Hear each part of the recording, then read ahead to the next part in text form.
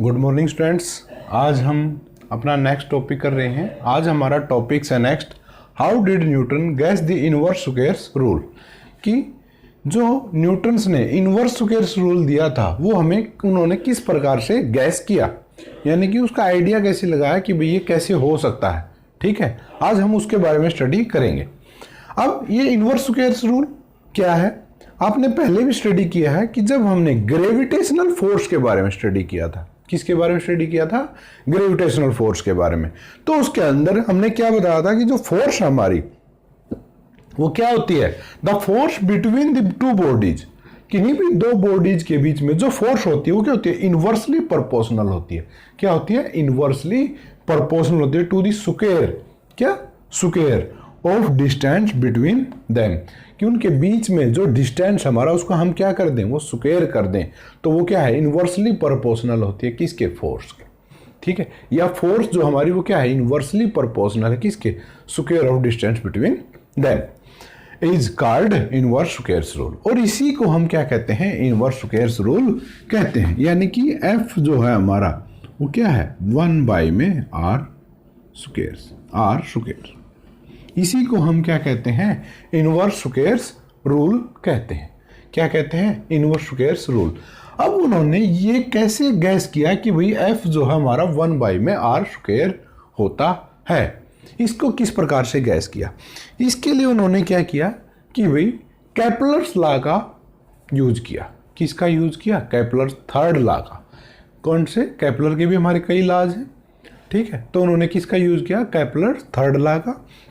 उसके अकॉर्डिंग क्या कहता है कि भाई आर की क्यूब बाई में टाइम का स्क्वायर इज इक्वल टू होता है कांस्टेंट। क्या होता है? कांस्टेंट होता है। यानी कि अगर हम आर का क्यूब कर दें बाई में टी स्क्वायर हो तो वो क्या होता है? कांस्टेंट होता है हमारा। क्या होता है? कांस्टेंट।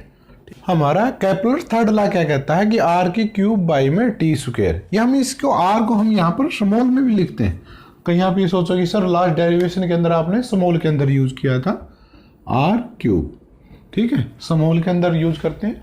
आर क्या था हमारा यहाँ पर? मीन डिस्टेंस था। क्या था? Mean distance.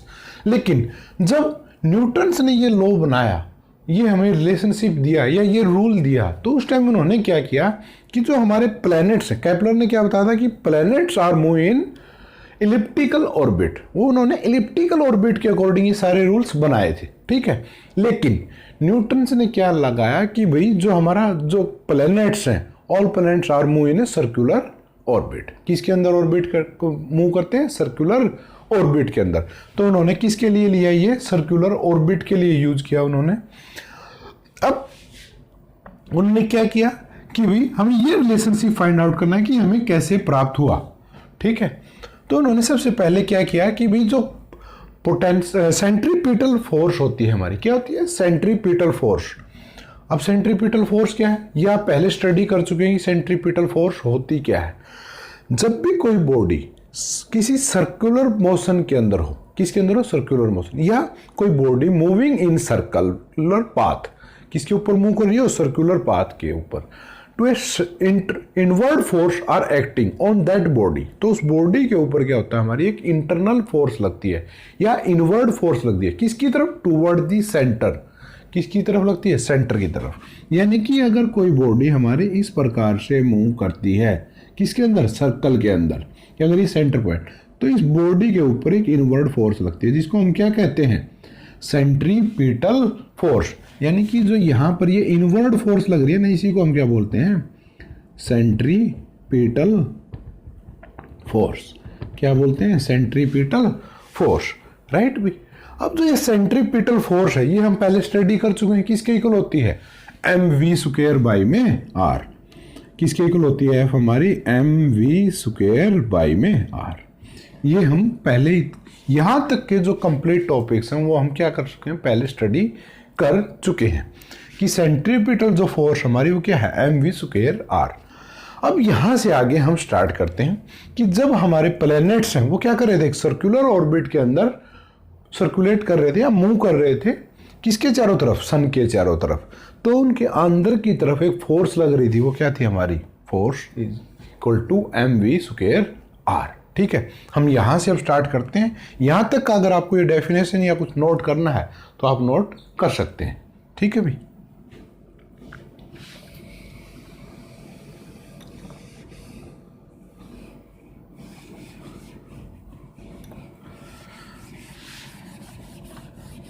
तो अब तक हमने क्या क्या निकालना है?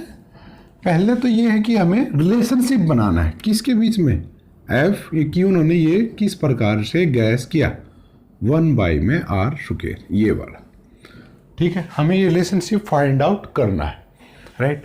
उसके बाद हमने अभी तक क्या देखा कि जो फोर्स है हमारी सेंट्रीपिटल फोर्स वो किसके इक्वल होती है, F is equal to M V square by में आर, ये होती है। अब हमें ये किसके अकॉर्डिंग चाहिए, प्रोपोर्शनलिटी के अंदर। तो भाई हम प्रोपोर्शनलिटी का साइन तब भी लगाते हैं तो क्या करना पड़ेगा, हमें इक्वल का साइन हटाना पड़ता है और साथ में क्या हटाना पड़ता है, कांस्टेंट हटाना पड़ता है। जिस प्रकार से हम प्रोपोर्शनलिटी का साइन जब हटाते हैं तो क्या लगाते हैं, इक्वल का साइन लगाते हैं, साथ में एक कांस्टेंट ऐड करते हैं। तो सेम वही प्रोसेस रिवर्स करेंगे हम यहाँ पे। अब हमें क्या लगाना है, प्रोपोर्शनलिटी का सिंबल।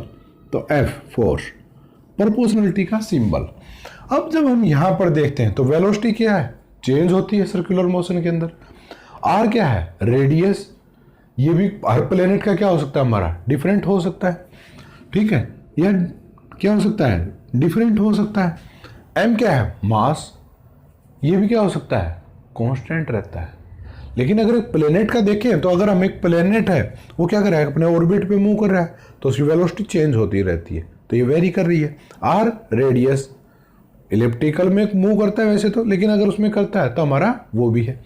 लेकिन इसके अंदर जो मास है ना हमारी बॉडी का, लेकिन मास ऑफ ए बॉडी हमेशा क्या रहता है, कांस्टेंट रहता है, उसके अंदर कोई भी चेंजेस नहीं आते। तो हमने क्या किया कि प्रोपोर्शनलिटी का सिंबल लगाया और वी स्क्वायर बाई में आर कर दिया। ठीक है, क्यों, क्योंकि हमें प्रोपोर्शनलिटी का साइन लगाना था तो एक कांस्टेंट हटाना था, और मास क्या होता है, हमेशा कांस्टेंट होता है। इसलिए हमने क्या किया, वी स्क्वायर बाई में आर। अब हमें किसकी वैल्यू चाहिए, वी की वैल्यू चाहिए। अगर कोई बॉडी, मान लो अगर हमारे पास एक सर्कल है, इसके ऊपर एक कोई प्लेनेट इस प्रकार से रिवॉल्व करता है, तो यहां पर जो वेलोसिटी आएगी वो आपकी कौन सी वेलोसिटी आती है, सर्कुलर वेलोसिटी। क्या आती है, सर्कुलर वेलोसिटी। और उसका फार्मूला क्या होता है, सर्कमफ्रेंस। अब इसके अगर हमें टोटल डिस्प्लेसमेंट निकालना हो तो क्या से डिस्टेंस निकालना हो तो क्या आएगा, स्पीड क्या आएगी हमारी इसके अंदर। अगर इसका टोटल डिस्टेंस यहाँ से चल के हम वापस यहीं पर आते हैं तो क्या आ जाएगा, 2 पाई आर, क्योंकि ये क्या है, इसकी सर्कमफ्रेंस है। क्या है, सर्कमफ्रेंस। अब वो यहाँ से चलना स्टार्ट करता है और यहाँ तक वापस आने में क्या टाइम लेता है, टी, टाइम टेकन। कितना लगा, टाइम टेकन। ठीक है, टी क्या है, टाइम टेकन। 2 पाई आर क्या है, वो डिस्टेंस जो उसने ट्रेवल किया। तो वी की वैल्यू क्या आ जाएगी हमारी, then v is equal to 2 pi R by में टी। यहां तक आई भी बात, यहां तक आई थिंक कोई किसी को कोई प्रॉब्लम नहीं होगी। तो v किसके इक्वल हो गया हमारा, 2 पाई आर बाई में टी। अब हमें तो प्रोपोर्शनलिटी में चाहिए वैल्यू, तो फिर वही बात सेम आती है हमारे पास कि जो कांस्टेंट है उनको क्या करें, रिमूव करते हैं। तो 2 पाई क्या एक फैक्टर है हमारा जो क्या कर सकते हैं, हम रिमूव कर सकते हैं। क्यों, ये कांस्टेंट होता है क्योंकि 2 तो 2 है, फिक्स वैल्यू है उसकी। पाई की वैल्यू क्या होती है, 22 बाई में 7। क्या होती है, 22 बाई में 7। तो हमारी ये क्या है, कांस्टेंट वैल्यू है। तो 2 pi is factor, constant factor, constant है हमारा ये, कांस्टेंट फैक्टर। कैसा फैक्टर है, कांस्टेंट है। देन तो क्या हो जाएगा, v इज डायरेक्टली प्रोपोर्शनल। क्या हो जाएगा, r बाई में t, r बाई में t आ जाएगा। क्योंकि हमारा क्या था, एक कांस्टेंट था, कांस्टेंट था तो हमने हटा दिया भी उसको, क्योंकि कांस्टेंट प्रोपोर्शनलिटी में हम लगाते ही नहीं। तो v डायरेक्टली r बाई में t ये आ जाता है हमारे पास। लेकिन हमें क्या चाहिए यहाँ पर, v का स्क्वायर चाहिए था। तो क्या किया, squaring both side, square both sides. Then तो क्या प्राप्त होता हमें, v का स्क्वायर डायरेक्टली प्रोपोर्शनल, r का भी क्या हो जाएगा, स्क्वायर बाई में टी का भी स्क्वायर, हमें ये वैल्यू मिल गई, राइट। अब अगर हमें केपलर्स लॉ को देखें, according to Kepler third law क्या कहता है, केपलर थर्ड लॉ क्या कहता है, केपलर्स, तो मैं इसको साफ कर देता हूं क्योंकि हमें अभी इसकी कोई रिक्वायरमेंट नहीं है। केपलर थर्ड लॉ क्या कहता है कि आर के क्यूब बाई में T square is equal to होता है किसके, कांस्टेंट के। देखिए मैं आपको बार बार कहता हूं कि अगर आपको ये पीछे वाले रिलेशनशिप आपने याद नहीं किए हैं या आपने वो वीडियोस नहीं देखी हैं तो आप इनको समझ नहीं पाएंगे, ठीक है। तो इसीलिए पहले पीछे वाली वीडियो देखिए और तब जाके आप ये वीडियो देखना, ठीक है। अगर आप सीरीज में देखोगे तो स्टेप बाय स्टेप आपकी नॉलेज इंप्रूव होती आएगी, और अगर आप एकदम से जंप करके नॉलेज लेना चाहेंगे, नॉट पॉसिबल। और बहुत सारे बच्चे क्या करते हैं, वीडियो को आगे आगे फटाफट निकाल के देखते हैं, उससे कोई फ़ायदा नहीं होगा क्योंकि आपके जो बीच के कंसेप्ट हैं वो क्या हो जाते हैं, छूट जाते हैं। इसीलिए आप लगातार वीडियोस देखिए, ठीक है। और अगर आपको ये वीडियोस अच्छी लगती हैं तो प्लीज़ इनको लाइक्स भी कीजिए और अपने फ्रेंड्स को या अपने किसी रिलेटिव को शेयर भी ज़रूर कीजिएगा, ठीक है।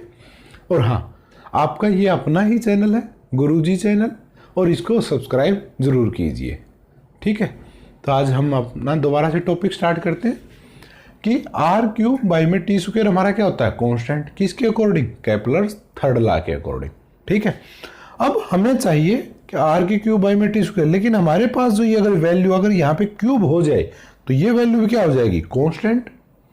तो हमने क्या किया, मल्टीप्लाई, क्या करना है हमें, मल्टीप्लाई करना है, multiply and divide, divide by R, किसके द्वारा किया, आर के द्वारा, मल्टीप्लाई भी करना and divided by R on right side, right side, right side, यानी कि जो इसकी हमारी ये लेफ्ट साइड है, ये राइट साइड है। राइट साइड में हमने क्या किया कि भी मल्टीप्लाई भी करना है और डिवाइड भी करना है, किससे, आर से, ठीक है। ये हमारा क्या था, केपलर थर्ड लॉ था। अब हम इसके अंदर राइट साइड में करते हैं तो v का square directly proportional R square by में टी स्क्वायर, ये था, मल्टीप्लाई में आर डिवाइडेड बाई में आर कर दिया। कोई चेंजेस आया अभी इसके अंदर, इसके अंदर ऐसा करने से कोई चेंजेस नहीं आते क्योंकि आर से आर क्या हो जाएगा, कैंसिल आउट हो जाएगा, तो हमें सेम वैल्यू ही मिलती है। अब इसको जब हम सोल्व करते हैं तो क्या मिलता है, V square proportional R cube by में टी स्क्वायर, मल्टीप्लाई में क्या आएगा, R, R square and R की मल्टीप्लाई करेंगे तो क्या आएगा, R cube, T square as it is, R as it is, ठीक है।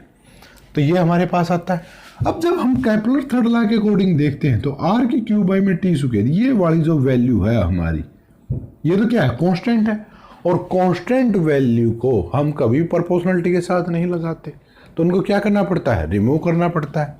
तो वी स्क्वायर किसके इक्वल आया हमारा, 1 बाई में आर के, ये आ गया अभी। अब हमें इसकी वैल्यू पुटअप करनी थी, एफ क्या था हमारे पास, directly proportional v square by में आर के, क्या था, F is directly proportional to v square by में आर। वी स्क्वायर की वैल्यू क्या है, 1 बाई आर, तो पुटअप करो, F is directly proportional 1 by में आर इंटू में आर, एक आर पहले से ही था हमारे पास, और ये क्या हुआ, एक आर वी स्क्वायर की वैल्यू के कारण आ गया, तो आर आ गया। तो यहाँ से क्या मिलता है हमें, F is directly proportional to 1 by में आर स्क्वायर, ये क्या आ गई हमारी फोर्स। यानी कि यहाँ से न्यूटन्स ने हमें कौन सा दिया, इनवर्स स्क्वायर रूल। यहाँ से इस प्रकार से न्यूटन ने केपलर थर्ड लॉ का यूज करके किसको ड्राइव किया, इनवर्स स्क्वायर्स रूल को भी। तो ये था हमारा इनवर्स स्क्वायर रूल। अगर आपसे कोई ये पूछता है कि इसको किस प्रकार से ड्राइव कर सकते हैं तो हमें ये कंप्लीटली करना पड़ता है, ठीक है। कहाँ कहाँ से क्या क्या चीज़ें आई हैं वो मैं आपको सारी एक्सप्लेन कर चुका हूँ, राइट। अब यहाँ पर आपका ये इनवर्स स्क्वायर रूल कंप्लीट होता है, ठीक है।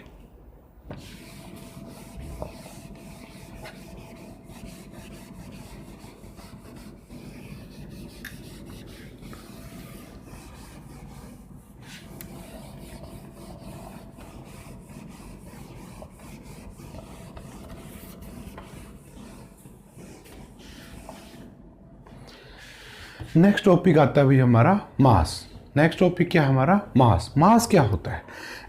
Mass of a body is the quantity of matter. क्या होते हैं? Quantity of matter containing it. Mass क्या कहता है?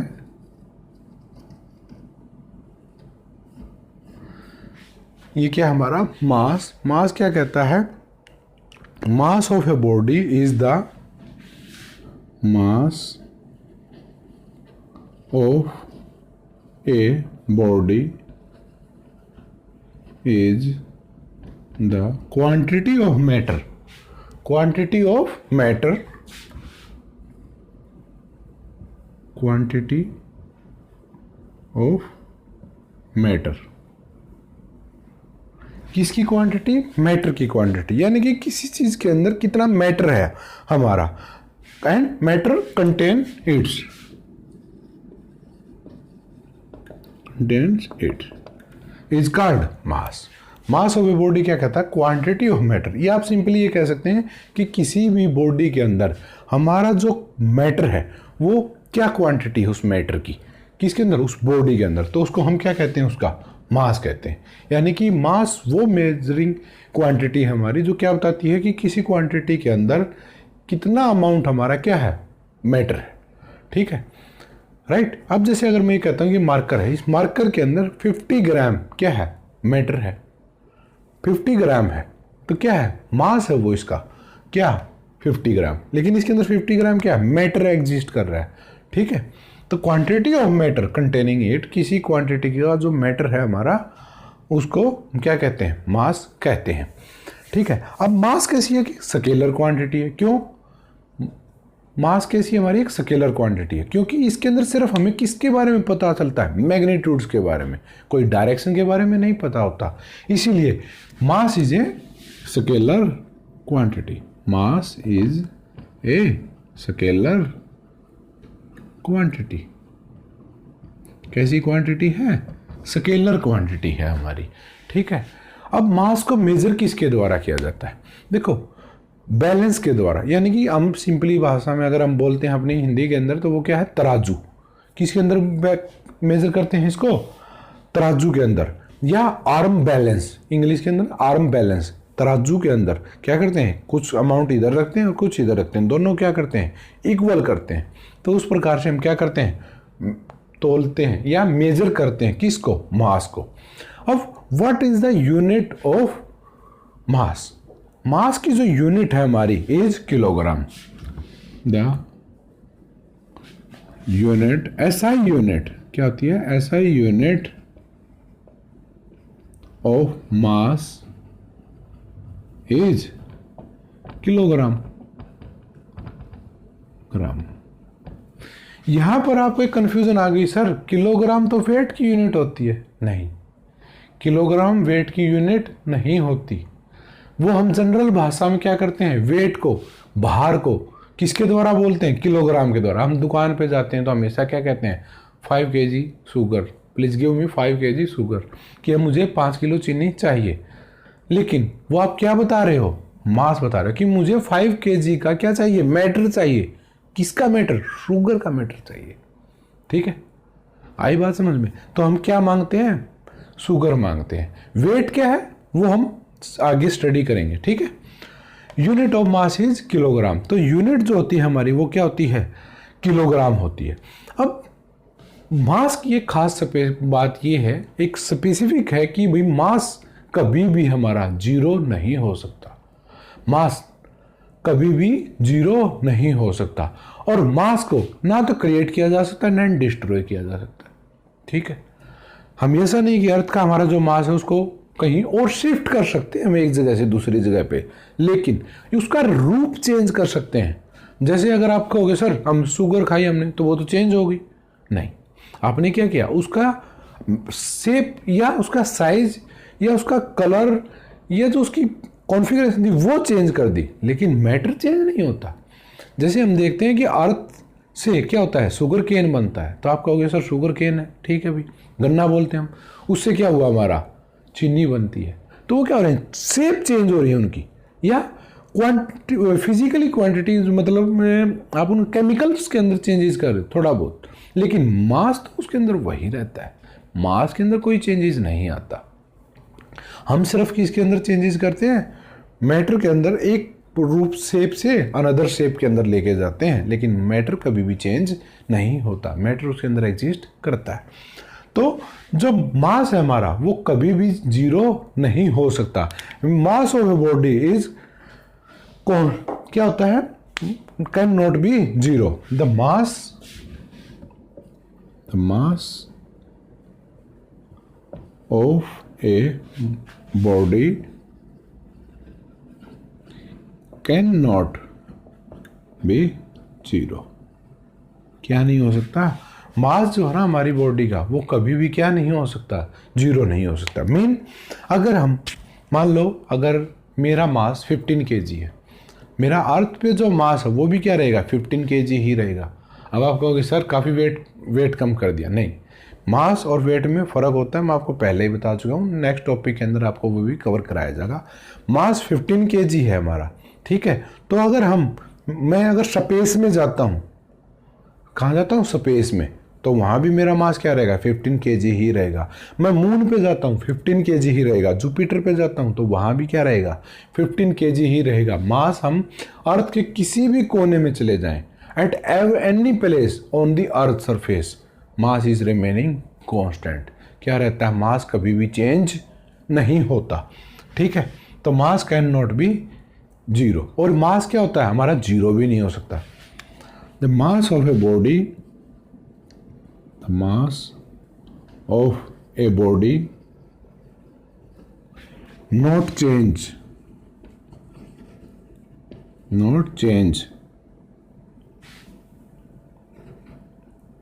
with their positions,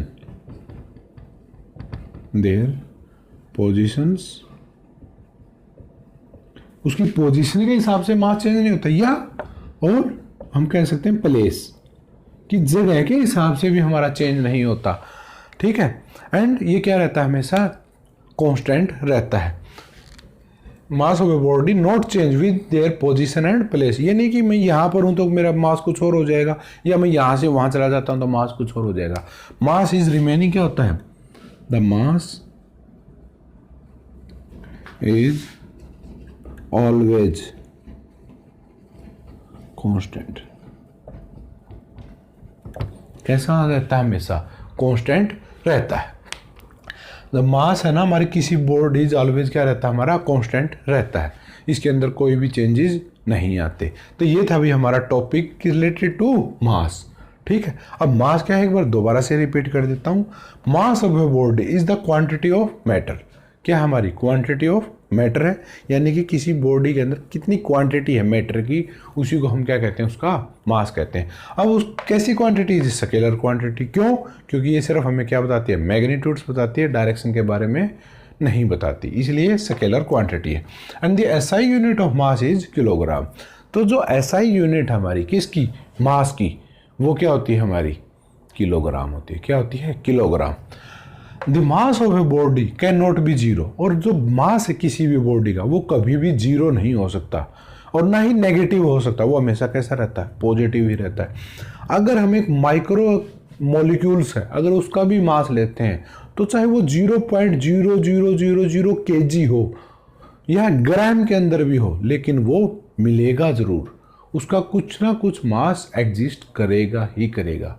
तो मास कभी भी जीरो नहीं होता, चाहे वो एक स्मॉल प्रोटॉन हो, इलेक्ट्रॉन हो, न्यूट्रॉन हो, एनीथिंग, उसका मास एग्जिस्ट करता है और वो कभी भी जीरो नहीं हो सकता। The mass of a body not change with their position. ऐसा नहीं है कि मास अपनी पोजीशन को चेंज कर लें हम, या प्लेस को चेंज कर दें तो वो चेंज हो जाए। यानी कि अगर मैं अभी अर्थ पे हूँ, बाद में मून पे चला जाऊँ या जुपिटर पे चला जाऊँ तो प्लेस चेंज हो गई ना, तो ऐसा नहीं है, प्लेस नहीं, प्लेनेट ही चेंज हो गई। अगर प्लेनेट चेंज होते हैं तो भी हमारा मास के अंदर कोई चेंजेज नहीं आते। क्या है, मास के अंदर कभी चेंज नहीं आते, इसीलिए हम क्या कहते हैं, the mass is always constant. Mass क्या रहता है, हमेशा हमारा कांस्टेंट रहता है, ठीक है भाई। आज के लिए यही टॉपिक, जो वेट वाला हमारा टॉपिक है वो क्या करेंगे हम नेक्स्ट वीडियो के अंदर करेंगे। दोनों के कंसेप्ट को जब आप समझोगे तो आपको डिफरेंसेस पता चल जाएंगे कि हम आज तक क्या गलत बोल रहे थे। ठीक है, आज इस टॉपिक को स्टडी कीजिएगा आप। ठीक है, नेक्स्ट वीडियो के अंदर हम वेट को स्टडी करेंगे। आज के वीडियो के अंदर यही था। नेक्स्ट वीडियो के अंदर नेक्स्ट टॉपिक्स। Thank you.